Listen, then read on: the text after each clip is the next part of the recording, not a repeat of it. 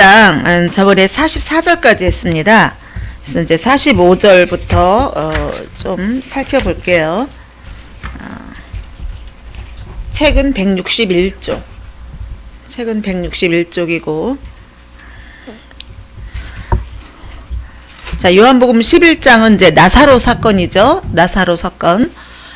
근데 예수님이 일부러 나사로가 위중하다는 소리를 듣고서도 머물렀던 이유가 있는데, 하나님이 하시는 일을 보게 하시려고. 그쵸? 근데 이것이 굉장한 의미가 있어요. 나중에 이제 오늘 살펴보겠지만 12장에 나오는 향유 사건까지도 연결이 됩니다. 그래서 어쨌든 나사로가 죽었다 살아나니까 유대인들이 많이 믿었지만, 그러나 그 일로 인해서 바리새인들, 종교 기득권자들은 오히려 더 악감을 가지고 이제 예수님을 이제 죽이려고 그들이 수배령까지 내리게 됩니다. 자, 이제 47절 보면 이에 대제사장들과 바리새인들이 공회를 모으고 이르되, 이 사람이 많은 표적을 행하니 우리가 어떻게 하겠느냐? 만일 그를 이대로 두면 모든 사람이 그를 믿을 것이요, 그리고 로마인들이 와서 우리 땅과 민족을 빼앗아 가리라 하니, 이제 그동안에는 그 유대인들이 그동안에 어떤 이렇게 반발하고 또 이렇게 좀 호전적인 그러한 지도자가 나타날 때마다 반역하는 일들이 있었어요. 근데 예수님을 믿는 무리들이 많아지게 되면 또 그런 일이 생겨나게 될 것이다. 그렇게 되면은 이제 그 본국에서 군인들이 와서 우리 민족을 땅과 민족을 빼앗아 가리라 이렇게 염려를 하는 거죠. 그때 그 해의 대제사장인 가야바가 하는 말이 50절, 한 사람이 백성을 위하여 죽어서 온 민족이 망하지 않게 되는 것이 너희에게 유익한 줄을 생각하지 아니하는도다 하였으니, 이 말은 스스로 함이 아니요 그 해의 대제사장이므로 예수께서 그 민족을 위하시고 또 그 민족만 위할 뿐 아니라 흩어진 하나님의 자녀를 모아 하나가 되게 하기 위하여 죽으실 것을 미리 말함이로라. 이 말의 뜻이 뭐겠어요? 스스로 함이 아니다. 이건 무슨 뜻이겠어요? 자기도 모르게 하나님의 도구로 지금 쓰임받고 있는 거예요. 그쵸? 그래서 자기는 솔직히 예수님이 죽어야 자기가 대제사장으로서 기득권을 유지할 수 있기 때문에 죽이는 건데, 근데 예수님이 죽음으로 인해서 자기네 민족뿐 아니라 하나님의 흩어진 하나님의 자녀들까지도 하나가 되게 한다.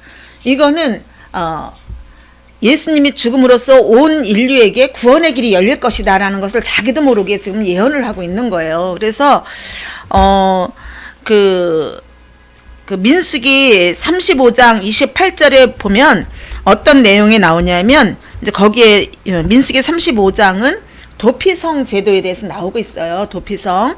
근데 부지불식간에 그 고의적이지가 않는 부지불식간에 사람을 죽였을 때 도피성으로 도망간 사람은 어떻게 나올 수가 있는가?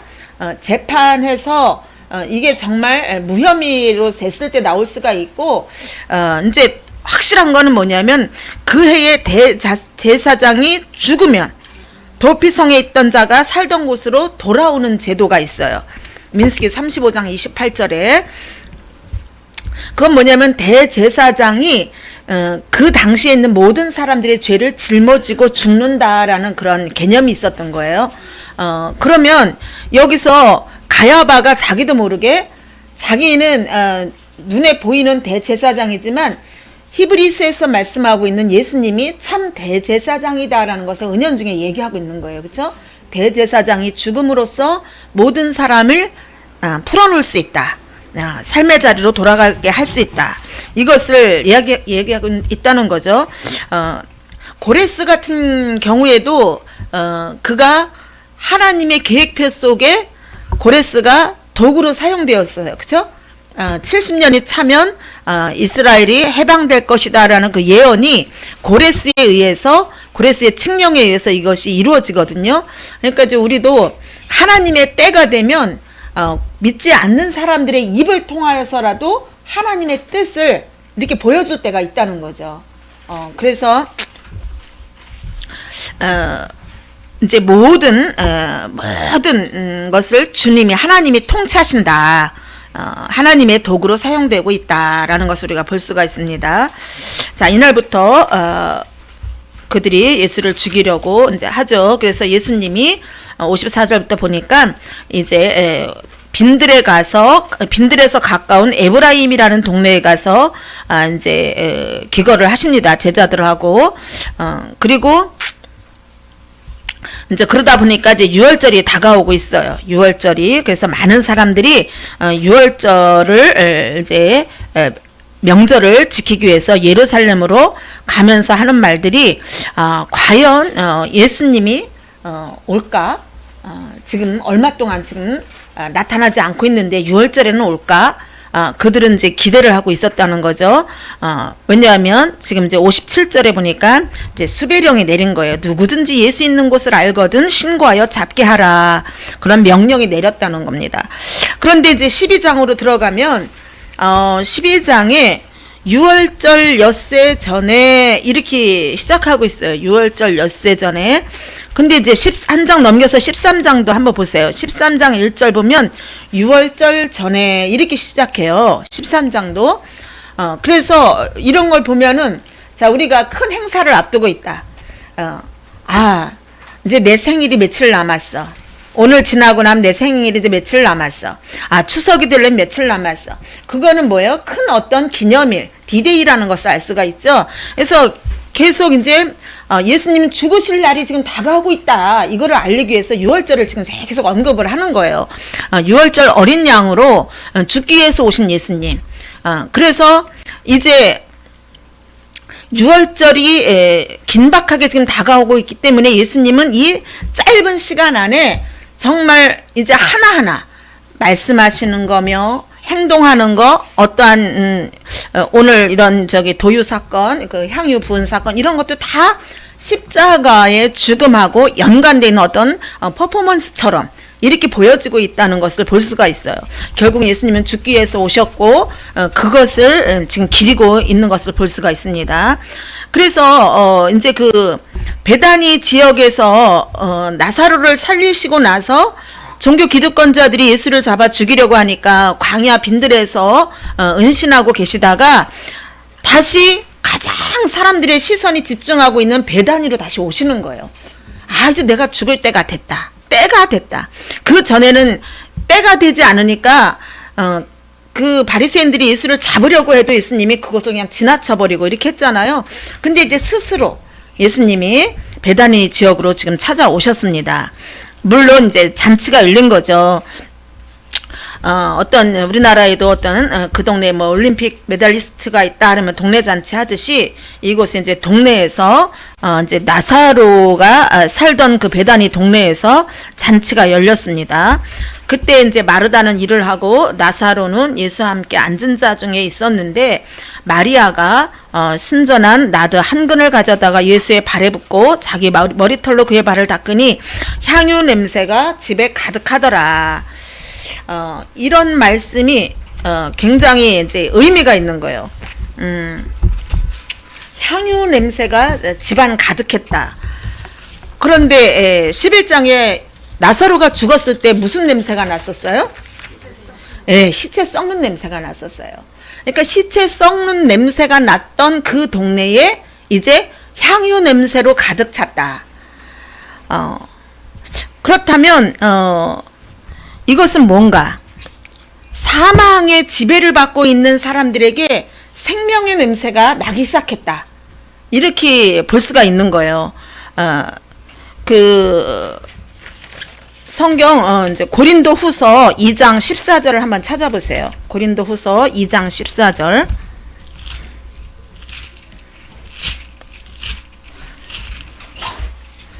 고린도후서 2장 14절.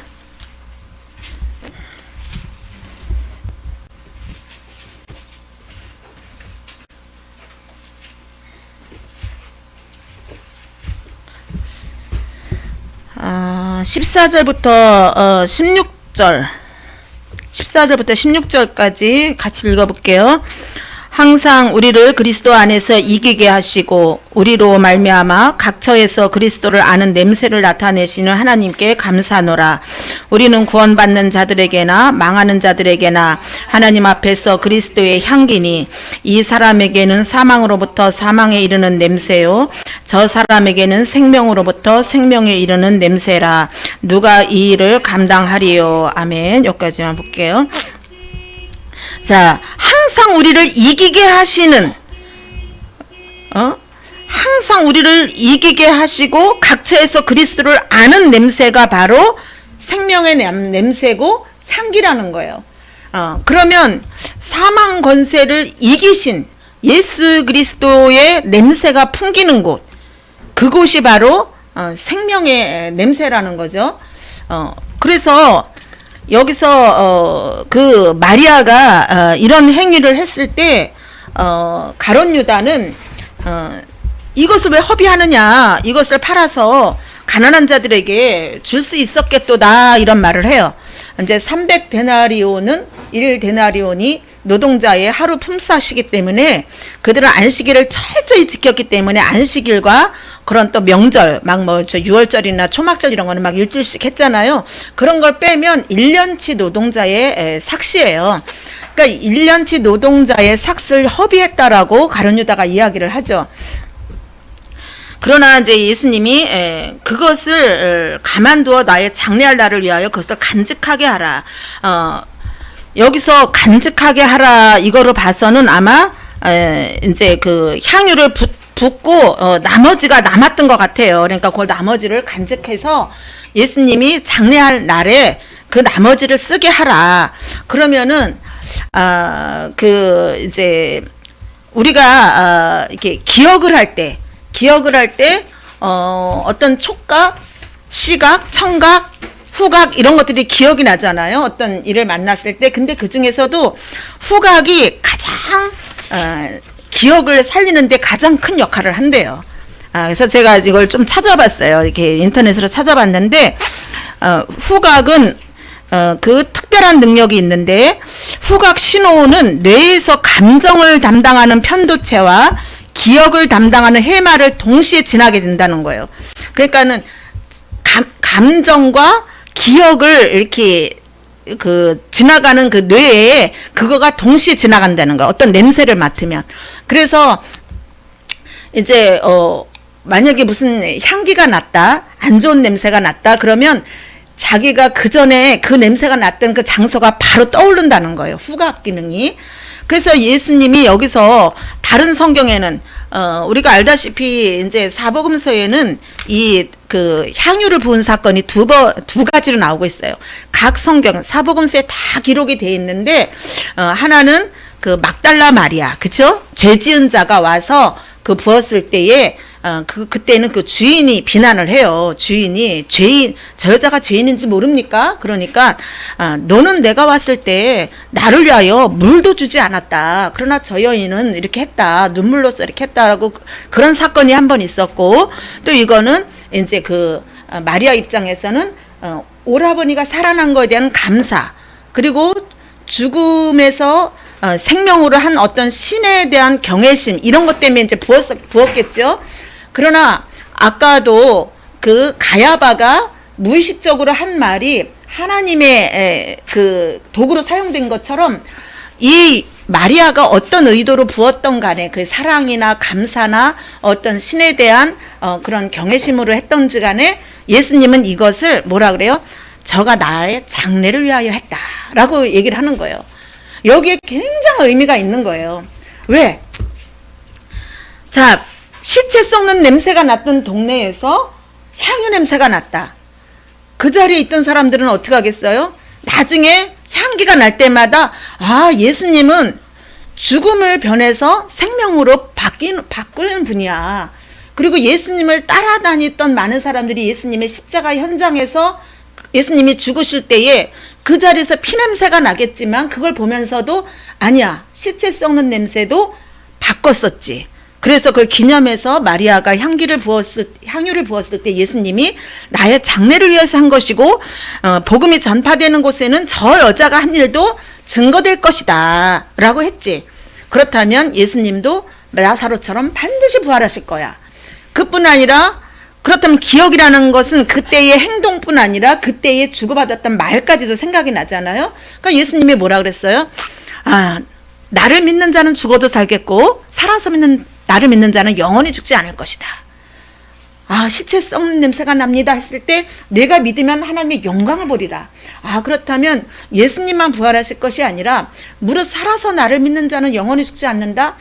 내가 예수님을 믿는다면 나는 이 지금 나를 절망할 수밖에 없는 이 상황, 앞이 캄캄한 문제 앞에서도 나는 반드시 다시 나사로처럼 예수님처럼 부활의 능력이 내게 있을 것이야. 이게 바로 이 향유에 이렇게 나타나 있는 그런 의미라고 할 수가 있어요. 아주 굉장한 의미죠. 그래서 이제 이렇게 생각해 보면 사람이 죽었을 때 장례식장에 가면 향을 피우든지 국화를 놓든지 그래요. 그렇죠? 그러니까 향을 피우는 곳은 뭐예요? 향 냄새가 난다는 것은 어떤 제사나 장례식을 떠올려요. 그렇죠? 사막 냄새라는 거지. 사막 냄새. 근데 우리 믿는 사람들은 꽃 중에서도 향기가 좋은 국화를 놓는다는 거예요. 그렇다면 우리는 거기에서 무슨 의미가 있는 거예요? 이것은 일시적인 거고 영원한 생명으로 들어갔다. 부활의 능력이 있다. 이것을 우리가 기념한다는 거예요. 그렇다면 단순히 우리가 장례식에 가서 이제 국화를 놓으면서도 뭐를 생각해야 돼요? 그냥 단순히 우리 믿는 사람이니까 국화를 놔. 이게 아니라 나사로가 죽었다가 살아났을 때 마리아가 향유를 부었지. 예수님이 복음이 전파되는 곳에는 이것도 기념하여 전하게 된다고 했지. 그래, 이 사람처럼 나도 삶에서 어려움이 생긴다 할지라도 나는 부활의 능력이 있어. 나는 회복될 수 있어. 이런 사람이 금방 우리가 고린도 후서를 찾아본 것처럼 그 사람에게서는 생명의 냄새가 나는 거예요. 생명의 향기. 우리는 이제 그리스도의 향기를 내야 된다 막 이랬을 때 어떤 착한 일, 희생 이런 것만 생각하잖아요. 그거는 믿지 않는 사람들도 희생하고 헌신하는 거는 기념을 해요. 그렇죠? 그러니까 우리는 또 당연히 예수님을 따르는 자들로서 그거는 이제 기본인 것이고, 그거보다는 우리는 죽을 것 같은 문제 앞에서도 나는 예수 그리스도로 말미암아 당당할 수 있어. 소망의 그 기쁨으로 나는 일어설 수 있어. 이렇게 나아가는 게 바로 생명의 냄새를 풍기는 거예요. 그래서 여기서 예수님이 가난한 자들은 항상 너희와 함께 있거니와 나는 항상 있지 아니하리라 이렇게 말씀하신 것은, 가난한 자를 돕는 것은 일시적인 것. 유대인들에게 그 탈무드에 보면은 물고기를 잡아주기보다는 잡는 법을 가르쳐라 이런 말이 있듯이 가난한 자를 돕는 것은 일시적인 거지만, 그러나 정말 낙심해서 절망 중에 있는 사람에게 복음으로 인해서 사망의 냄새가 이런 향기로 바꿀 수 있는 당신 인생은 이렇게 바꿀 수 있다. 이걸 알려주는 것이 더 중요한 거라는 거죠. 그래서 오늘 그 나사로의 그 죽음에서 살아난 것을 기념하는 이 마리아의 이 행위 자체가 예수님을 십자가를 앞에 놓은 자들이 절망하지 말고, 내가 가더라도 너희들 절망하지 말아라 라고 하는 6월절 엿새 전에 이렇게 시작하는 의미가 다 있는 거예요. 예수님이 내가 죽더라도 6월절이 되면 내가 죽을 것이지만 너희들은 절망하지 말아라 라고 이렇게 이제 이런 의미가 있습니다. 자, 9절 보면 유대인의 큰 무리가 예수께서 여기 계신 줄을 알고 오니 이는 예수만 보기 위함이 아니요 죽은 자 가운데 살아난 나사로도 보려 함이라. 그러니까 이제 나사로까지 죽이려고 모의를 합니다. 그러나 이제는 예수님은 더 이상 숨지 않으셔요. 그렇죠? 왜? 이제 6월절이 다가오고 있기 때문에 적극적으로 자신을 드러내는 거예요. 가장 사람들이 감시하고 있는 베다니 지역에 나타나시고, 그 뒤에는 이제 호산나 환영을 받으면서 예루살렘 입성을 하시는 거예요. 예수님의 때가 됐기 때문에 예수님이 적극적으로 임하십니다. 그래서 이제 사람들이 종려나무 가지를 가지고 호산나 찬송하리라도 하면서 예수님을 맞이합니다. 이때 예수는 이제 14절 보면 예수는 한 어린 나귀를 타고 보고 타시니 이는 기록된 바 시온 딸아 두려워하지 말라 보라 너의 왕이 나귀 새끼를 타고 오신다 함과 같더라. 이 말씀은 스가랴 9장 9절에 나와 있는 말씀입니다. 그래서 거기 이제 스가랴 9장 9절 이하에 보면 너의 왕이 나귀 새끼를 타고 오신다 그러면서 그는 평화를 전하기 위하여 오신다 이렇게 기록되고 있어요. 스가랴에 보면. 그런데 제자들은 처음에 이 일을 깨닫지 못하였다가 예수께서 영광을 얻으신 후에야 이것이 예수께 대하여 기록된 것인가 사람들이 예수께 이같이 한 것임이 생각났더라. 나사로를 무덤에서 불러내어 죽은 자 가운데서 살리실 때에 함께 있던 무리가 증언한지라. 나사로가 죽었다가 살아난 자리에 있던 무리들이 증언을 하는데 뭐라고 증언하겠어요? 저분은 평화를 위해서 오시는 분이야. 왜? 대부분의 사람들은 호산나 찬송하리로다 하면서 환호했던 이유는 뭐예요? 어떤 왕으로서 이 로마의 압제에서 우리를 해방하실 것이라고 그들은 환영을 했던 거예요. 그랬죠? 그런데 예수께서 영광을 얻으신 후에야 이건 뭐예요? 예수님이 죽으신 후에야 이 뜻이잖아요. 그렇다면 왕으로서 오셔가지고 우리를 로마의 압제에서 우리를 해방시켜 줄 거라고 믿었던 사람들은 실망을 했겠죠. 예수님 십자가에 죽으셨을 때. 그러나 죽은 나사로를 살리셨던 그 현장에 있던 사람들은 어떻게 증언을 했겠는가? 예수님이 오시는 것은 어떤 힘을, 총칼을 사용해서 로마를 물리치려고 오시는 게 아니야. 그는 죽음으로써 우리를 구원하기 위해 오시는 거야. 왜? 그는 평화를 위해서 오시는 거기 때문에. 그 당시에는 이제 한 도시에 이제 이웃 나라나 어떤 원수였던 나라의 왕이 입성을 할 때에 나귀를 타면 화친을 하기 위해서 오는 거고 말을 타면 전쟁을 선포하기 위해서 오는 거였대요.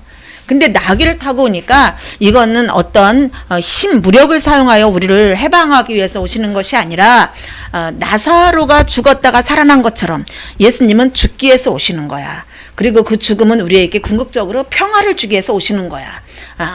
이거를 바로 나사로가 부활할 때에 있었던 현장에 있던 사람들이 증언했다는 거죠.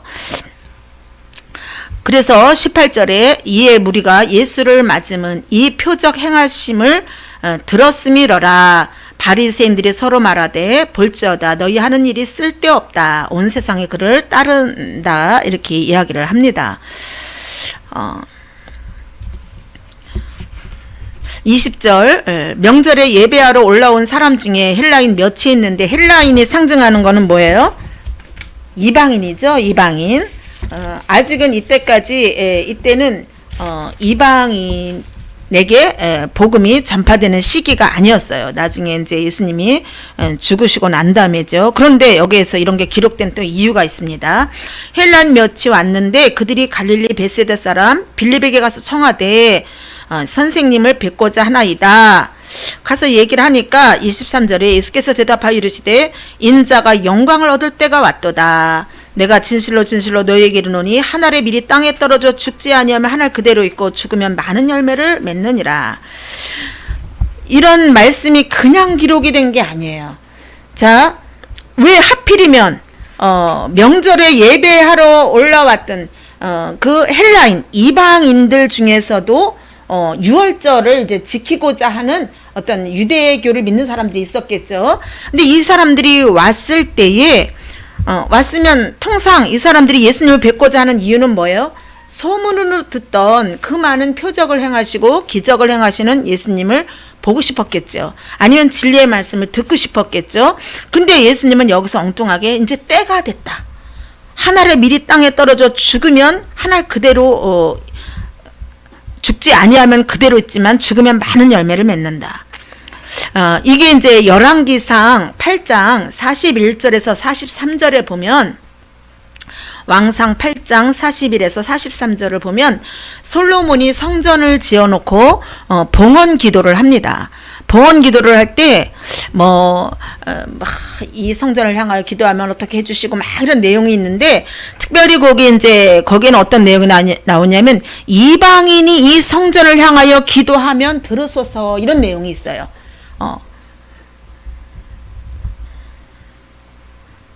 근데 이제 이방인인 이 헬라인 몇 명이 와서 예수를 향하여 불렀다는 것은 예수님이 성전이잖아요. 내가 이 성전을 헐라 내가 사흘 만에 일으키리라 하셨기 때문에 예수님이 성전이에요. 그렇다면 이방인들이 와서 성전을 향하여 기도를 하면 들으소서라고 했던 솔로몬의 봉헌 기도가 이제 이방인인 헬라인들이 와서 예수님을 부르실 때에 예수님이 이제 들으시려면 어떻게 해야 돼요? 예수님이 죽으셔야 되는 거예요. 그렇죠? 이 성전을 헐라 내가 사흘 만에 일으키리라. 이방인들이 와서 나를 부른다? 그렇다면 내가 성전이 되기 위해서는 내가 죽을 때가 됐구나. 그래서 여기서 예수님이 인자가 영광을 얻을 때가 왔도다 그러는 거예요. 저 사람들이 나를 부르니까 이제 이방인들에게까지도 내 이름이 알려졌구나. 우리 사람 같으면 그러겠지만 예수님은 이제 내가 죽을 때가 됐구나. 예언이 성취될 때가 됐구나. 그러면서 내가 죽음으로써 많은 자들이 생명을 얻을 때가 됐다. 이방인들께까지도 복음이 전해질 때가 왔다. 이거를 지금 말씀하고 있습니다. 25절 자기의 생명을 사랑하는 자는 잃어버릴 것이요 이 세상에서 자기의 생명을 미워하는 자는 영생하도록 보전하리라. 사람이 나를 섬기려면 나를 따르라. 이런 게 이제 의미가 있는 거죠. 예수님이 십자가의 죽음으로써 많은 사람이 살아나는 것처럼 너희가 나를 따르려면 너희가 나를 섬긴다고 한다면 나를 따라라. 너희도 죽어야 된다. 이런 말씀을 하고 있는 겁니다. 27절에 지금 내 마음이 괴로우니 무슨 말을 하리요. 아버지여 나를 구원하여 이때를 면하게 하여 주옵소서. 그러나 내가 이를 위하여 이때에 왔나이다. 때가 이제 여기 요한복음에 많이 나왔다 그랬어요. 자, 예수님은 자원하는 마음으로 베다니에도 가시고 또 이렇게 사람들이 죽이려고 수비령이 내려진 상황에서도 이제 환호를 받으면서 예루살렘에 가셨는데도 불구하고 그런 당당한 모습을 뒤로하고 27절에는 보니까 굉장히 괴로워하는 모습을 볼 수가 있어요. 자신의 사명을 감당하기 위해서 인성과 싸우고 있는 모습을 볼 수가 있습니다.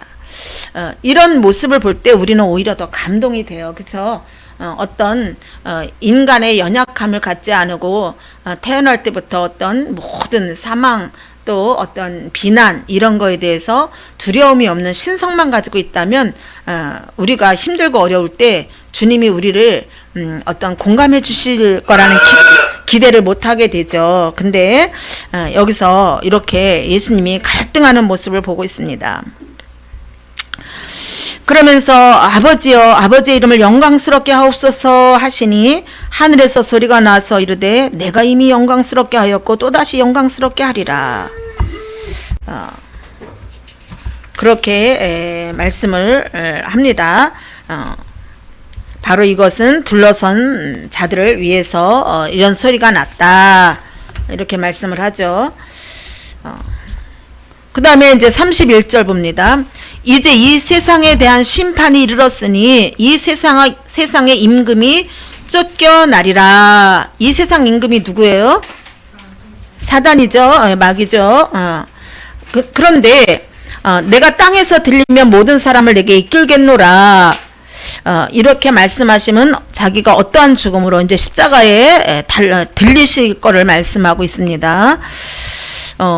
이제 사람들은 메시아는 그리스도는 영원히 계신다함을 들었는데 너는 어찌하여 들려야 한다라고 하느냐. 그러자 예수께서 아직 잠시 동안 빛이 너희 중에 있으니 빛이 있을 동안에 다녀 어둠에 붙잡히지 않게 하라. 어둠에 다니는 자는 그 가는 곳을 알지 못하느니라. 자, 빛이 있을 동안에 다녀서 어둠에 붙잡히지 않게 하라. 아직은 빛과 어둠이 공존하고 있어요. 그러나 예수님이 이 땅에서 아직 활동을 하고 계실 때에 그 예수님을 따르는 자들은 아직 빛 가운데 있는 거죠. 그러나 예수님이 십자가에 온전히 죽으시고 나면 일시적으로 사단의 세력이 승리한 것 같지만, 그러나 그 31절의 말씀처럼 이 세상의 임금이 쫓겨나리라. 이 세상의 임금이 쫓겨나리라. 그래서 이제 이걸 갖고 이런 표현을 씁니다. 저기 그 6.25가 지나고 나서 이제 휴전이 됐잖아요. 휴전이 됐을 때 그 지리산 속에 있던 빨치산 그 무리들은 휴전이 된 줄을 모르고 있는 거예요. 휴전이 된 줄 모르고 있으니까 그들은 이제 그곳에 숨어 있으면서 밤에 몰래 내려와서 그 주민들을 약탈을 하죠. 약탈을 합니다. 이제 배고프고 그러니까 그럴 때에 결국은 그들의 끝은 정해져 있는 거예요. 그렇죠? 정해져 있는 거예요. 그러나 아직 그 연약한 사람들은 그 무기를 사용할 줄 모르니까 그러니까 일시적으로 당하고 있는 거예요. 지금도 사단의 세력은 이미 여기서 뭐라 그랬어요? 이 세상 임금이 쫓겨나리라. 그러니까 사단의 세력은 지금 패배를 했는데도 불구하고 우리들이 아직 연약해서 그 부분을 믿음을 사용해서 이기지를 못하고 있다는 거예요. 이기지를 못하고. 그래서 아까 고린도후서에서 그 사망 냄새, 생명 냄새, 그게 뭐예요? 항상 우리에게 이김을 주시는 그리스도로 말미암아 생명 냄새. 자, 그러면 우리가 무슨 문제 앞에서 두려움이 왔거나 낙심하는 문제가 생겼다. 그럴 때 우리는 뭘 생각해야 돼요?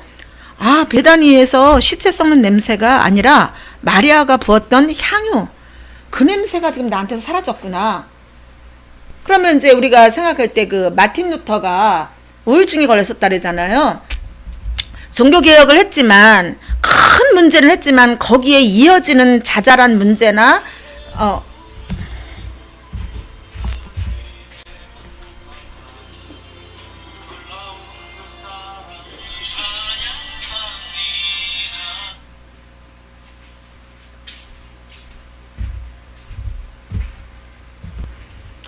죄송합니다. 그때 이제 그가 얼마나 그 세부적인 문제를 이제 어떤 큰 원리는 전했지만 적용하는 문제에서 얼마나 많이 벽이 부딪히겠어요. 그랬을 때 그 낙심해 가지고 우울증에 걸려 있을 때 그 아내가 상복을 입고 있었다 그러잖아요. 그렇다면은 그래서 아니 누가 죽었냐고 물어보니까 예수님이 죽었잖아요. 무슨 말이냐? 그러니까 당신이 예수 생명이 당신 안에 있다면 어떻게 그렇게 우울할 수가 있습니까? 그 얘기를 하고 그 얘기를 듣고 마틴 루터가 힘을 냈다고 하잖아요. 그렇다면 그게 정확하게 표현하고 있는 거예요, 지금. 어떤 문제 앞에서 벽에 부딪혀서 낙심했을 때 그 아내가 상복을 입고 있었다는 것은 당신한테서 지금 사망의 냄새가 납니다. 그거예요. 근데 그 복음을 듣고 다시 그가 힘을 냈을 때는 그게 사망이 변해서 생명 냄새로, 베다니 마을에서 시체 썩는 냄새가 향유로 바뀌어졌구나. 그래서 이런 말씀들이 우리가 이제 정말 힘들 때 어디 집회에 가서 막 어떤 성령 체험을 하고 또 어떤 안수를 받고 그러면서 일시적으로 우리가 힘을 얻을 수도 있어요. 그렇죠? 그러나 이런 복음을 우리가 딱 진리를 붙잡고 있으면 그 말씀이 능력이 되는 거예요, 우리한테. 그렇다면 그래, 내가 지금 뭐야? 지금 내 안에 내가 지금 사망 냄새를 풍기고 있구나. 이렇게 생각하면서 얼른 이것을 바꾸려고 할 때 주님은 그럴 때 확 역사를 하셔요. 우리 가운데. 예. 그래서 이제 하나님은 우리가 이제 성령의 불을 내려 주시옵소서라고 우리가 기도를 한다. 그러면 거기에서 참된 의미는 뭐냐? 불같은 성령이 우리의 죄와 어떤 연약함을 태워달라는 그런 기도잖아요. 그러나 사람들의 어떤 이 오감각, 시각, 청각, 후각, 미각, 또 이렇게 촉각, 이걸 통해서 사람들이 경험할 때 알고 있는 지식이 더 확증이 되거든요. 그러니까 하나님은 그 원래의 의미는 그런 거라 할지라도 정말 우리 몸이 뜨겁기도 하고 성령의 어떤 강력한 임재가 있을 때 몸이 뜨겁기도 하고 또 시원한 선풍기 틀어놓은 것처럼 시원하기도 하고 이런 것이 있는 것처럼 오늘 여기서도 사실 고린도 후서에서 나와 있는 것처럼 생명 냄새, 사망 냄새, 이것은 믿음에 관련된 문제예요. 그렇죠? 날마다 내가 이기고 있는가 지고 있는가 이 문제인데, 그러나 여기서 마리아가 이 향유를 부어가지고 이것이 복음이 전파되는 곳에 이것도 기념하여 기억되리라 한 것처럼 이런 걸 통해서 주님은 우리에게 또 확신을 주셔요. 그래서 여러분들도 그런 경험이 있는지 모르지만 정말 성령의 어떤 임재가 있을 때 항상 그런 건 아니지만 어떤 그 백합 향기라든지 국화 향기가 날 때가 있어요. 그 전에 이제 우리가 개척하고 그때 이제 뜨겁게 기도하고 그럴 때 우리 신우가 우리 교회를 와서 기도를 하는데, 기도하다가 이렇게 눈을 뜨더니 왜 이렇게 시간 되면 자동으로다가 이렇게 방향제, 센서에서 방향제 있잖아요. 왜 방향제를 걸어놨냐고. 그래서 우리 방향제 없는데 그랬더니 기도하는데 갑자기 향기가 확 났다는 거예요. 이제 그런 경험이 있어요. 그런 경험이 그 외에도 그런 거 하면 또 어느 집에 가면 향 냄새가 나는 집이 있어요. 향 냄새가. 근데 이제 그런 거를 너무 어떤 그런 현상에 우리가 너무 치우치다 보면 현상을 따라가다가 이단에 빠지는 거예요. 그렇다면 만약에 그런 현상이 나한테 주어졌다. 그러면 우리가 이 집은 죽음의 영이 역사하나 봐. 이 집은 귀신이 역사하나 봐. 이러면서 우리가 두려워하거나 포기할 것이 아니라, 그럴 때 어떻게 해야 되는가?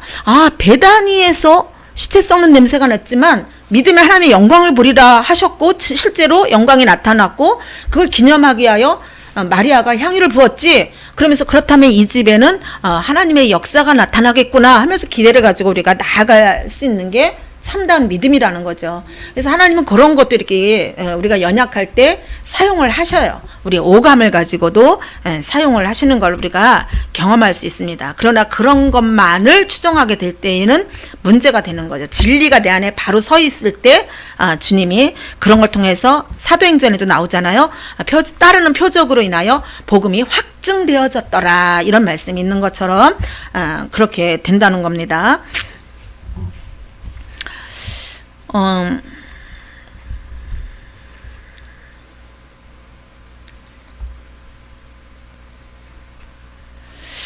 그래서 여기서 이제 그 12장 34절에 이에 무리가 대답하되 우리는 율법에서 그리스도가 영원히 계신다 함을 들었거늘, 그리스도가 영원히 계신다 함을 어디서 들었는가? 그 옆에다가 메모하세요. 다니엘서 7장 13절 14절. 다니엘서 7장 13절 14절 보면 거기에 다니엘서에도 인자 같으니 이런 내용이 참 많아요. 거기에 보면 인자 같으니 이렇게 하면서 그의 권세는 소멸되지 아니하고 그의 나라는 영원하도다, 이런 말씀이 있어요. 그러니까 유대인들은 그런 말씀을 이제 익히 알고 있으니까 이렇게 의아심을 갖는 거죠. 그러나 그의 권세는 소멸되지 않고 그의 나라는 영원하다는 것은 이제 성령을 통하여 또 우리가 주님의 그 이 땅에서 했던 행적들이 늘 기억나게 하시고 또 영원한 천국에 우리를 인도하신다라는 그러한 의미인데, 그들은 이제 문자적으로 그걸 해석했다는 것을 볼 수가 있습니다. 자, 37절. 예수께서 이 말씀을 하시고 그들을 떠나가서 숨으시니라 이렇게 나오죠.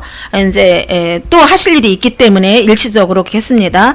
이렇게 많은 표적을 그들 앞에서 행하셨으나 그를 믿지 아니하니 이는 선지자 이사야의 말씀을 이루려 하심이라. 이르되 주여 우리에게서 들은 바를 누가 믿었으며 주의 팔이 누구에게 나타났나이까 하였더라. 이것은 이제 그 이사야 53장 1절 말씀이에요. 1절 말씀을 그대로 옮겨 놓은 거예요. 그래서 이사야 53장은 무슨 내용이에요? 예수님의 순환, 그 종의 순환에 대해서 나온 내용이잖아요. 그래서 그는 마른 땅에서 나온 연한 줄기 같아서 아무도 그는 자기 죄 때문에 죽는다라고 하고 믿지 않았다. 그런 내용이 나와요. 거기에 보면. 그래서, 이런 복음을 아무도 믿지 않고 또 주의 능력이 누구에게 나타났습니까 하는 내용이 있는데, 믿지 못한 것은 이 때문이니 곧 이사야가 다시 일렀으되 그들의 눈을 멀게 하시고 그들의 마음을 완고하게 하셨으니 이는 그들로 하여금 눈으로 보고 마음으로 깨닫고 돌이켜 내게 고침을 받지 못하게 하려 함이라 하였음이더라. 이런 말씀이 평상시에 이렇게 복음서에 보면 곳곳에 나와요. 여러분들은 이 말씀을 볼 때 어떤 마음이에요? 응? 좀 답답하죠? 아니, 왜 그들로 하여금 보고 마음으로 깨달아서 돌이키게 하셔야지, 돌이키지 못하게 하려 함이니라. 돌이켜 고침을 받지 못하게 하려 함이라, 이렇게 나오겠어요. 자, 그러면 저도 이거를 이제 그 이사야서를 찾아보면서 확실하게 이해가 됐어요. 자, 이사야서 6장 10절을 보세요. 이사야 6장 10절.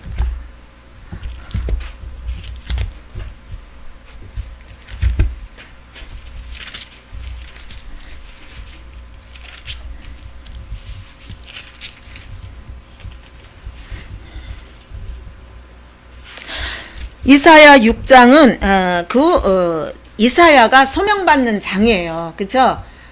그래서 그 여호와의 영광을 보고 이사야가 뭐라 그래요?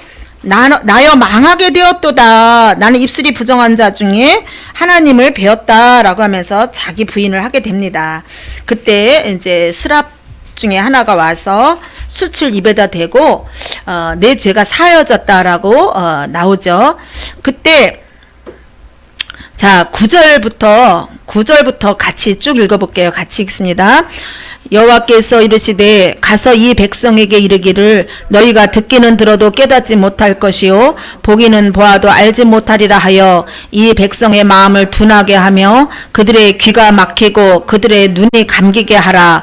염려하건대 그들의 눈으로 보고 귀로 듣고 마음으로 깨닫고 다시 돌아와 고침을 받을까 하노라 하시기로 내가 이르되 주여 어느 때까지니까 하였더니 주께서 대답하시되 성읍들은 황폐하여 주민이 없으며 가옥들에는 사람이 없고 이 토지는 황폐하게 되며 여호와께서 사람들을 멀리 옮기셔서 이 땅 가운데에 황폐한 곳이 많을 때까지니라. 그 중에 10분의 1이 아직 남아있을지라도 이것도 황폐하게 될 것이나 밤나무와 상수리 나무가 배임을 당하여도 그 그루터기는 남아있는 것 같이 거룩한 씨가 이 땅에 그루터기니라 하시더라. 자, 왜 그런다고 그래요 지금? 왜 이 백성들의 마음을 둔하게 하고 귀가 막히고 눈을 감기게 해서 그들이 깨닫고 돌아와 고침을 받지 못하게 한다 그러냐? 왜 그러느냐? 이 성읍이 황폐해지고 주민이 없고 가옥들의 사람이 없고 토지가 황폐해져서 사람들을 멀리 옮기실 때까지 그런다는 거예요. 여기에 굉장한 의미가 있는 거예요. 가능성이 완전히 사라질 때까지는 너희가 깨닫지 못한다. 굉장히 무서운 말이죠. 어떻게 보면 우리가 예수 그리스도가 아니라 조금이라도 비빌 언덕이 있으면 하나님이 깨닫지 마음으로 돌이키지 못하게 하시겠다라는 뜻이 여기 나와 있는 거예요. 우리가 이제 어려운 일이 겪으면 물론 이제 1차적으로 우리가 어려운 만난 자들에게 정말 위로하고 공감해주고 이게 우선적이죠. 중보해주고. 그러나 정말 장성한 분량에 있는 사람에게는 뭐라 그러냐? 아직 덜 죽어서 그래. 더 죽어야 돼. 아직 네가 살아서 그래. 네 자아가 살아있고 아직 네가 의지하는 데가 다른 데 있어서 그래. 이 말이에요. 여기 이 말씀이. 그래서 황폐해져서 이제 정말 내가 할 수 있는 것이 아무것도 없구나. 그럴 때라도 황폐하게 될 것인데도 불구하고 10분의 1이 남아있는데도 불구하고 그것까지 황폐하게 해지게 된다. 그러나 밤나무와 상수리나무가 배임을 당하여도 구루턱이 남아있고 거룩한 씨가 누구예요? 거룩한 씨가 예수 그리스도죠. 그래서 나는 이제 아무것도 할 수 없다. 나는 안 된다. 이것 갖고서도 부족하다는 거예요. 뭐예요? 거룩한 씨. 예수 그리스도밖에 답이 없구나. 예수의 생명이 내 안에 씨가 심겨졌기 때문에 그 주님이 때가 되면 그 주님이 나를 살리실 것이고 이 모든 상황을 이해하게 하실 것이고 그때 가서 하나님께 하나님의 그 오묘하신 그 경륜을 우리가 인정하게 될 것이다. 이것을 여기서 보여주고 있는 거예요.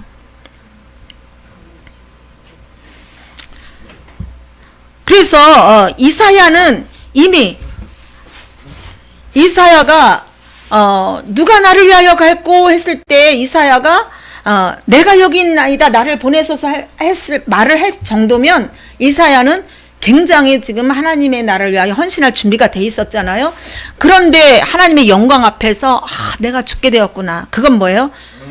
자기 부인이 이루어진 거예요. 이미 자기 부인이 이루어진 상태에서 이제 하나님이 그렇게 소명을 맡기십니다. 그래서 우리도 자기 부인이 먼저 이루어져야 되고 거기서 더 나아가 거룩한 구루터기인 그 거룩한 씨, 그 예수님의 말씀이 예수님의 생명이 우리 안에 있을 때 우리가 이제 그때가 돼야 되는구나. 그때가 돼야 온전히 믿게 되는구나. 이것을 볼 수가 있습니다. 그래서 이사야서 6장을 여기서 예수님이 들어서 설명해 주고 계시는 거죠. 그래서 41절에 이사야가 이렇게 말한 것은 주의 영광을 보고 주를 가리켜 말한 것이라. 그러나 관리 중에도 그를 믿는 자가 많되 바리새인들 때문에 드러나게 말하지 못하니 이는 출교를 당할까 두려워함이라. 그들은 사람의 영광을 하나님의 영광보다 더 사랑하였더라. 이제 믿기는 믿되 아직 뭐예요? 자기 부인이 일어나지진 않은 거예요. 그렇죠? 믿기는 믿지만 하나님의 영광보다 사람들을 더 두려워하고 있는 상태. 어떤 자기의 그런 종교 기득권을 잃어버릴까 봐 두려워하고 있는 상태. 그러니까 예수님이 십자가 달려 죽으실 때 떠날 수밖에 없었죠. 예수께서 외쳐 이르시되 나를 믿는 자는 나를 믿는 것이 아니요 나를 보내신 이를 믿는 것이며 나를 보는 자는 나를 보내신 이를 보는 것이라. 이렇게 이제 쭉 말씀하십니다. 자 47절 사람이 내 말을 듣고 지키지 아니할지라도 내가 그를 심판하지 아니하노라. 내가 온 것은 세상을 심판하려 함이 아니요 세상을 구원하려 함이라. 이렇게 말씀합니다.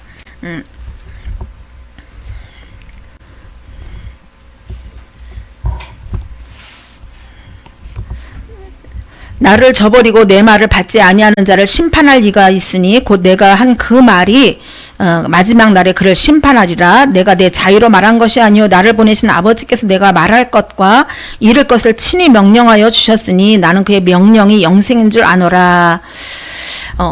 예수님이 뭐라 그래요? 나를 믿지 않는 자들을 나는 심판하지 않겠다. 내가 온 것은 세상을 심판하려 함이 아니라 세상을 구원하려 함이라. 이렇게 말씀합니다. 자, 책 174쪽을 한번 보세요. 147쪽에 보면 맨 밑에 단락을 보면 예수께서 그 백성을 향한 하나님의 말씀이므로 하나님은 그분을 통해 최종적으로 결정적인 말씀을 하셨다. 즉 그의 말씀은 곧 아버지의 말씀이다. 그러므로 아버지께 순종하면 영생이 있고 그의 말씀을 거절하면 사망에 거하게 된다. 일찍이 모세도 장차 이 말 위대한 예언자의 출현을 예언하면서 너희는 그의 말을 들을지니라 했다. 마지막 날에 이 말 심판은 아버지께서 보내신 자를 거절한 행위에 대한 징벌이다. 그러니까 뭐예요? 선한 일이냐 악한 일이냐가 아니라 아버지께서 보내신 자를 거절했느냐 그를 영접했느냐 그것이 이제 근거가 된다는 거죠. 예수님은 심판하려고 온 것이 아니라 구원하려고 오셨는데도 불구하고 그 구원하려고 오신 분을 거부했다면 그들에겐 당연히 심판만이 따르는 거죠. 심판이냐 구원이냐의 그 갈림길에서 거부했기 때문에 그럴 수밖에 없습니다. 그래서 예수님은 하나님 아버지께로 우리를 이끄는 역할을 하시는 거예요. 그래서 길과 진리, 내가 곧 길이요 진리요 생명이다. 나로 말미암지 않고는 아버지께로 갈 자가 없다. 그렇기 때문에 예수님은 빛이다라고 표현하고 있고 예수님은 내가 말씀이다라고 표현하고 있는 거죠. 내가 보여주는 빛을 보고 너희들이 아버지께로 와야 된다. 내가 전하는 말씀을 듣고 너희가 아버지께로 와야 된다. 그래서 예수님이 하나님과 우리 사이에 진정한 중보자임을 볼 수가 있습니다. 13장은 이제 그 제자들의 발을 씻기는 장면이기 때문에 이것은 이제 여러분들이 너무나 잘 아는 거니까 이제 빨리빨리 13장까지 오늘 나갈게요. 자, 여기서 이제 디데이 6월절 전에 예수께서 자기가 세상을 떠나 아버지께로 돌아가실 때가 이른 줄 아시고 세상에 있는 자기 사람들을 사랑하시되 끝까지 사랑하시니라 그래요. 여기서 끝까지는 헬라어로 텔로스라고 합니다. 텔로스. 그거는 무슨 뜻이냐면은 결론적으로 최종 목적지를 향하여 이런 뜻이 있어요. 그러니까 결국은 뭐예요? 끝까지 사랑한다는 것은 예수님은 결국은 이 땅에 오신 목적이 사랑하기 위하여 오셨다.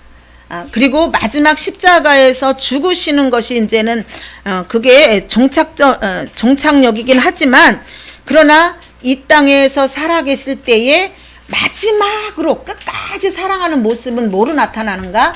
바로 발을 씻기는 모습으로 나타나는 것을 알 수가 있습니다. 이때 그런데 예수님이 끝까지 사랑하시는데 누구를 사랑하시는 거예요? 자기 사람들을. 그래서 예수님의 사랑은 중간에 포기하는 사랑이 아니라 포기하지 않는 끝까지 하는 사랑이고 목적을 이룰 때까지 쉬지 않고 하나님의 열심히 이것을 이루리라. 나를 향한 하나님의 계획이 있다면 포기하지 않고 끝까지 나를 사랑하시는데 그것은 바로 택한 사람들을 향한 사랑이다. 이것을 우리가 여기서 볼 수가 있습니다. 그때 이제 가룟 유다의 마음에 예수를 팔려는 생각을 마귀가 넣었다 그래요. 그러나 예수님은 그걸 아셨지만 그 가룟 유다를 제외시킨 것이 아니라 가룟 유다까지도 발을 씻게 주셔요. 그렇죠? 근데 이때 우리가 뭐 다 아는 내용이니까 이건 넘어갑니다. 이제 베드로가 주님 내 발을 씻기지 못합니다 하니까 그러면 너하고 나하고 상관이 없다. 그러니까 그러면 발뿐 아니라 나를 다 씻어달라고 하니까 이미 목욕한 자는 발밖에 씻을 필요가 없다. 여기서 목욕은 무슨 뜻이겠어요?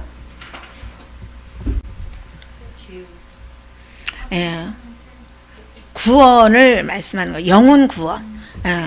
그러니까 십자가에서 이제 예수님이 죽으실 거기 때문에 나를 따랐던 너희들은 이미 내가 그때 죽게 되면 너희들은 온몸이 씻겨지게 돼.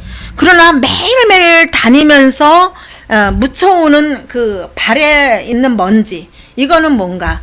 그렇다면 영혼 구원은 됐지만 매일매일 일상에서 우리가 만나는 관계 속에서 어떤 다툼이나 오해나 분노나 이런 문제들은 너희들끼리 해결을 해야 된다. 그렇게 여기서 말씀하고 있는 거예요. 그러면서 내가 그 13절에 너희가 나를 선생이라 또는 주라 하니 너희 말이 옳도다. 내가 주와 또는 선생이 되어 너희 발을 씻었으니 너희도 서로 발을 씻어주는 것이 옳으니라. 자, 유대인들은 이제 건조한 그 땅을 다니는데 샌들을 신고 다니잖아요. 양말도 없이. 그러다 보니까 당연히 먼지나 이제 그 흙먼지가 발에 묻게 됩니다. 그래서 집마다 집 밖에 들어가는 입구에 물 항아리가 있다는 거죠. 그렇다면 대부분은 손님으로 온 사람이 자기 스스로 자기 발을 닦고 들어가는 거예요. 그래서 물이 비치되어 있는 겁니다. 그러나 귀인이 왔을 때는 그 집에 종을 시켜서 발을 씻겨주게 만들어요. 그런데 종이 없을 때는 누가 씻겨주겠어요? 주인이 씻겨주는 거예요. 귀인이 왔을 때. 그렇다면 여기서 주여는 뭐예요? 주인이여 이 뜻이잖아요. 그러면 내가 주인 입장에서 너희의 발을 씻겼다는 것은 내가 너희를 귀빈 취급을 했다. 내가 너희를 귀빈 취급을 했다. 주와 선생에 대해서 너희를 귀빈 취급을 했다면 너희가 너희들 서로에 대해서 도저히 나는 저 사람을 품을 수 없어. 저 사람은 난 용서할 수 없어 할 때 내가 했던 일을 기억해라. 주인으로서 너희들을 귀빈 대접을 했다면 너희들도 그렇게 해라. 이것을 예수님이 여기서 말씀하고 있는 거예요. 용서하고 하나 될 것을 말씀하고 있는 거죠. 그리고 이제 다시 또 그러면서 16절에 내가 진실로 진실로 너희에게 이르노니 종이 주인보다 크지 못하고 보냄을 받은 자가 사도라는 뜻이 이제 보냄을 받은 자잖아요. 보냄을 받은 자가 보낸 자보다 크지 못하니 너희가 사도라고 인정을 받는다 하더라도 나보단 크지 않다. 너희가 이것을 알고 행하면 복이 있으리라. 주님은 참 그런 것 같더라고요. 보면 우리가 어떤 사람마다 이렇게 본성적으로 선한 사람도 있을 수 있지만 또 때로는 이렇게 성격 자체가 그냥 이렇게 부딪히는 거를 싫어서 회피형인 사람들이 그냥 자기가 손해보고 말지. 근데 그런 것보다도 내가 도저히 안 될 것 같은 사람을 내가 주님 때문에 주님의 생각함으로 내가 참을 때 주님은 굉장히 위로해 주셔요. 굉장히 위로해 주시고 세워주십니다. 그 사람을. 베드로 전서인가 후서에도 나오잖아요. 너희가 애매히 고난을 받아도 주를 생각함으로 이제 참으면 이건 아름다운 것이다. 이렇게 말씀하고 있죠. 그러면서 이제 가룟 유다에 대해서 말씀합니다. 택한 자들이 있는데 그러나 다가 아니다. 다가 아니다. 그러면서 18절 끝에 보니까 내 떡을 먹는 자가 내게 발꿈치를 들었다 한 성경을 응하게 하려는 것이라. 지금부터 이 일이 일어나기 전에 미리 너희에게 일러두면 일이 일어날 때에 내가 그인 줄 너희가 믿게 하려 함이라. 그러면서 이제 가룟 유다에 대해서 이야기를 해요. 이것은 성경을 응하게 하려는 것이다. 그래서 성경에 보면 이제 시편에 이제 그런 내용이 나옵니다.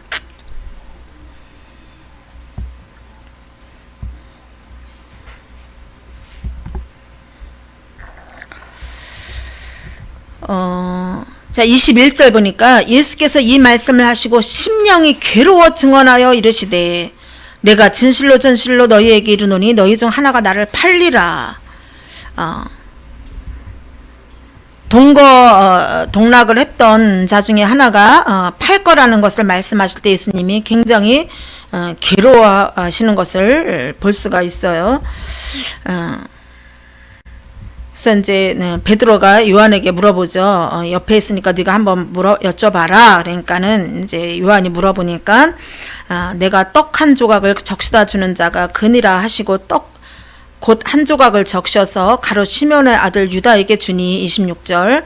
그래서 27절에 조각을 받은 후 곧 사탄이 그 속에 들어간지라. 이에 예수께서 유다에게 이르시되 내가 하는 일을 속히 하라 하시니 이 말씀을 무슨 뜻으로 하셨는지 그 앉은 자 중에 아는 자가 없고 이제 돈계를 맡았으니까 이제 가난한 자들에게 무엇을 주려는 줄 생각했다. 이런 것을 우리가 이제 100% 다 성경을 이해할 수는 없어요. 그렇죠? 예수님이 가룟 유다가 자신을 팔 것까지도 아셨단 말이에요. 그러면은 12명을 택할 때도 아셨을 거 아니에요. 그렇죠? 우리가 생각하기에 완전한 신이시고 완전한 인간이셨는데 그렇다면 가룟 유다 입장에서는 너무 우리가 볼 때 인간적으로 볼 때 예수님이 아시면서도 왜 그를 선택했을까? 우리가 또 그런 의아심이 생길 수 있어요. 그래서 우리가 그걸 다 이해할 수 없지만 우리가 기억해야 될 것은 토기장이에게 어떤 것은 귀하게 만들 권한이 있고 어떤 건 천하게 만들 권한이 있다는 거예요.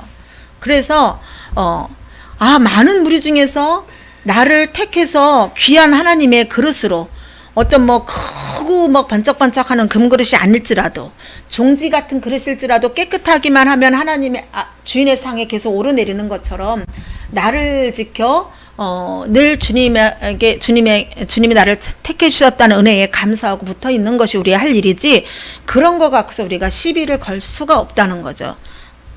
그리고 이걸 이제 아까 발을 씻겨 주시기 시작할 때에 13장 2절에 보니까 마귀가 벌써 시몬의 아들 가룟 유다의 마음에 예수를 팔려는 생각을 넣었더라.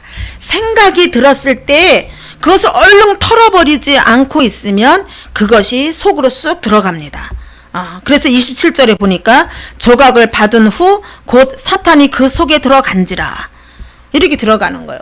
물론 하나님의 예정론적인 이런 우리가 교리로 다 봤을 때 주님의 택한 자는 우리가 그 어떠한 안 좋은 생각이 들고 그것을 빨리 털어버리지 않았을 때 우리가 이 마음에까지 그 안 좋은 생각이 우리를 그 상처를 줄 수가 있어요.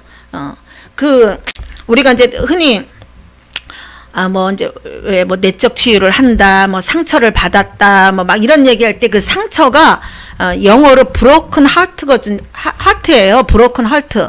그래서 깨진 마음이에요. 깨진 마음. 그러니까 어떤 생각이 들었을 때 저 사람이 나한테 섭섭하게 했다. 이걸 생각해서 얼른 털어버리지 않으면 그게 마음으로 와서 마음을 상하게 만든다는 거예요.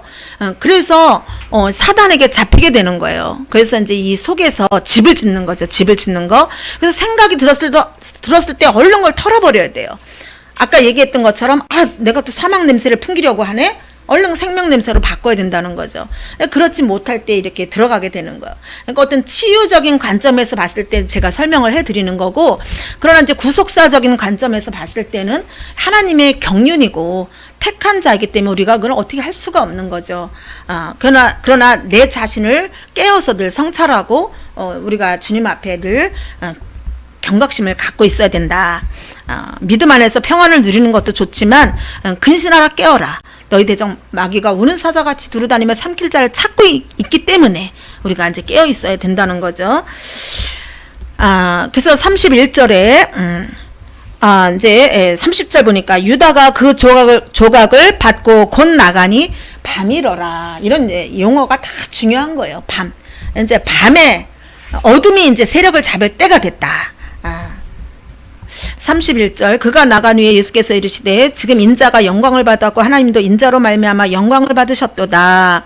만일 하나님이 그로 말미암아 영광을 받으셨으면 하나님도 자기로 말미암아 그에게 영광을 주시리니 곧 주시리라. 작은 자들아, 소자야, 뭐 제자들이 작아서라는 것이 아니라 그 아직 신앙이 어린 자들을 볼 때 애처로운 거죠. 예수님의 마음에 내가 가고 난 다음에 이들이 얼마나 두려워하고 또 배신의 그러한 자리에 서게 될 걸 안타깝게 여기시는 겁니다. 내가 아직 잠시 너희와 함께 있겠노라. 너희가 나를 찾을 것이나 일찍이 내가 유대인들에게 너희는 내가 가는 곳에 올 수 없다고 말한 것과 같이 지금 너희에게도 이르노라. 새 계명을 너희에게 주노니 서로 사랑하라. 내가 너희를 사랑한 것 같이 너희도 서로 사랑하라. 너희가 서로 사랑하면 이로써 모든 사람이 너희가 내 제자인 줄 알리라. 그래서 새 계명은 바로 율법을 지켜라가 아니고 서로 사랑하라. 내가 너희를 사랑한 것 같이 너희가 나를 사랑하라가 아니고 서로 사랑하라. 이렇게 말씀합니다. 그래서 36절 시몬 베드로가 이르되 주여 어디로 가시나이까. 예수께서 내가 가는 곳에 내가 지금은 따라올 수 없으나 후에는 따라오리라. 그러면서 예수님이 하시죠. 내가 나를 위하여 내 목숨을 버리겠느냐. 내가 진실로 진실로 내게 이르노니 다 굴기 전에 내가 3번 나를 부인하리라. 이렇게 해서 이제 13장이 끝납니다. 베드로는 굉장히 예수님을 사랑했습니다. 그래서 발뿐 아니라 나 온몸을 씻어주세요. 예수님하고 연관만 된다면 자기는 막 적극적으로 어필을 하는 거예요. 그리고 내가 주를 위하여 내 목숨도 버리겠다라고 하기도 하고, 예수님이 물가를 걸을 때 자기도 걷기도 하고, 또 나중에 이제 21장에 보면 그 마지막 예수님이 부활하시고 나서 나타나셨을 때도 옷을 걸쳐 입고 물로 다 뛰어듭니다. 그렇죠? 굉장히 적극적으로 어필을 하는 베드로예요. 그러나 문제 앞에서 그가 예수님을 그 3번 부인하는 일들이 있었습니다. 그래서 우리가 저 사람은 말만 앞세워 이렇게 말할 것도 아니에요. 그런 사람은 실수를 할지언정 또 어떤 역사를 이루어 가더라고요. 그래서 그런 이야기를 해요. 베드로는 그물을 던질 때 예수님이 불렀고, 요한은 그물을 깁다가 길 때 예수님이 부르셔요. 이제 그거 갖고서도 이제 이렇게 좀 이렇게 연구하시는 분들이 이야기를 하는 거예요. 베드로는 어떤 역동적인 그런 일을 통하여 하나님의 일을 할 사람이고, 요한은 마지막까지 남아가지고 요한 계시록을 쓰잖아요. 그렇죠? 12명 중에 유일하게 순교하지 않고 그렇게 하는 거예요. 그러니까는 찬찬하게 그런 것을 하나하나 다 기록을 해서 나중에 일어날 일까지도 기록하는 역할. 그래서 어떤 사람은 조금 행동이 앞서는 것 같지만 하나님이 그걸 또 사용하시고 또 이렇게 하는 걸 볼 수가 있습니다. 그래서 우리가 서로 판단하는 것이 아니라 그리스도의 사랑 안에서 서로 사랑하는 모습을 볼 때 거기에서 사람들은 우리가 예수님의 제자인 줄을 알 것이다 라고 말씀합니다. 자, 기도합니다. 주님 은혜를 감사합니다. 하나님 귀한 생명의 말씀을 함께 나누게 하시니 감사함을 드립니다.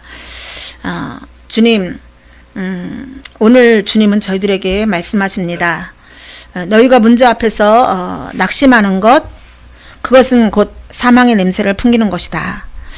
그때 기억하라. 그 썩은 냄새가 바로 부활의 소망을 믿을 때에 하나님의 영광을 보게 되었고, 그것을 기념했던 것이 마리아의 향기를 부은 사건이다. 너희가 비록 그 현장에 없었다 할지라도 그 말씀을 기억함으로 너희가 향기를 맡을 수 있다면, 그리하여 너희가 다시금 소생할 수 있다면 또 다른 자에게 너희들의 모습은 향기로 나타나게 될 것이고 생명의 냄새를 풍기게 될 것이다.